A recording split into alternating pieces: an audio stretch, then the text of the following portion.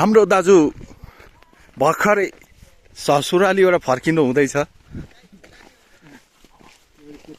म चाहिँ उहाँको ससुराली जानको लागि साथी गएको थिएँ।